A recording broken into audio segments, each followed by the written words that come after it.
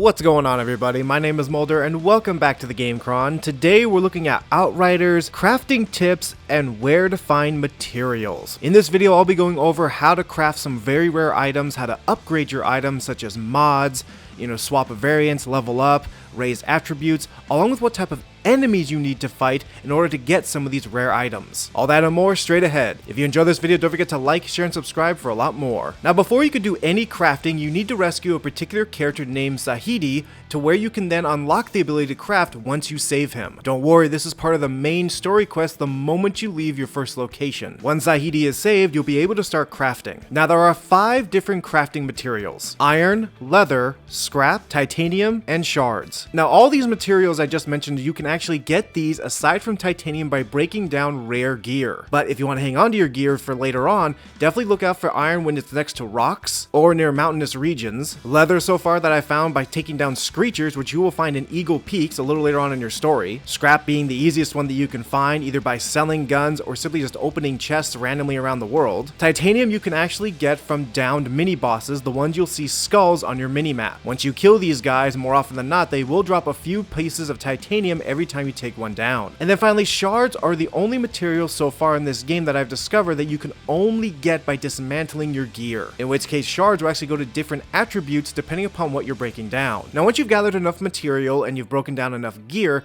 now it's time to start upgrading the right type of weapons and armor that you want to keep for the long run. In my opinion, it is best for you to save all of your upgrades and your crafting material until you start getting purple gear. Now, in the crafting menu, you'll see something called crafting options on the right. You'll have 5 different options on how to upgrade your weapon or gear. The first one is called Improve Rarity, which if your weapon is, say, a blue or a green, you can actually upgrade it to get it to a higher level. Bear in mind, this will cost you titanium, and I highly recommend you don't ever do this unless it's an item you truly want to hang on to, because titanium in this game is very rare to find. Now, the next one is called Raise Attributes. Now, Raise Attributes will actually cost you shards that you've been collecting as you dismantle certain weapons and gear that you don't want. Shards can range from max health, anomaly power, bonus firepower, close range damage, critical damage, weapon life leech, healing received, skills life leech, status power, cooldown reduction, long range damage, and armor pierce. Now, in order to get these shards, you need to be breaking down gear and weapons that have these attributes in them. Breaking down enough of these things will allow you to then spend these type of shards on weapons that you truly want to upgrade and gear that you want to keep. Personally, through my experience in this game so far, I am truly loving the idea of giving any type of weapon that I have an armor piercing upgrade, along with either critical damage, weapon life leech to where I can steal health from enemies as I hit them, along with bonus firepower. But it's up to you how you want to play. The next one will be called Mod Gear. Now, Mod Gear are mods that you can get after you dismantle certain weapons and items that you no longer want. There are 3 tiers total. Now, these mods can give out different types of abilities depending upon which one you like to use. For example, you can give yourself a shield by hitting enemies,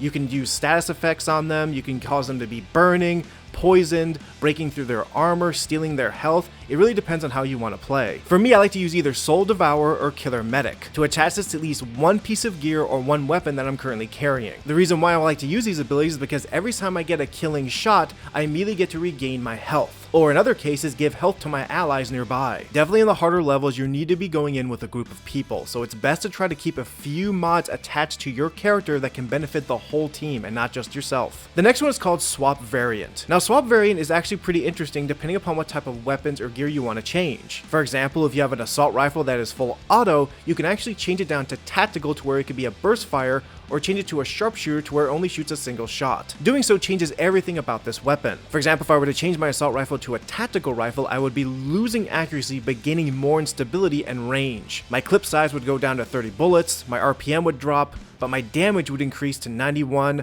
while also getting my critical immunity up to 175%. Luckily, this only costs iron, and you can switch back at any time that you wish, once you're in the crafting menu, of course. And then last but not least is the level up. This is pretty self-explanatory to where you can use titanium in order to upgrade your weapon or gear to a higher level. That way, it's keeping pace to your character's abilities as you continue to get more powerful. Again, in my opinion, it is very important for you to save as much titanium and shards as you possibly can until you start getting purple gear or higher. Do not waste especially your titanium on weaker weapons such as greens or blues. You will be getting tons of those, especially earlier on in the game. And as I mentioned, in order for you to get titanium, you have to take on mini bosses, the ones with the red skulls on the minimap. And they're not as abundant, and you're not guaranteed to get a titanium every time you drop one. I would say I got titanium for every 1 out of 3 heavy enemies I took down, so make sure you spend your titanium wisely. But if you're interested in seeing more rare purple items or even higher rare items, along with what type of upgrades you can get,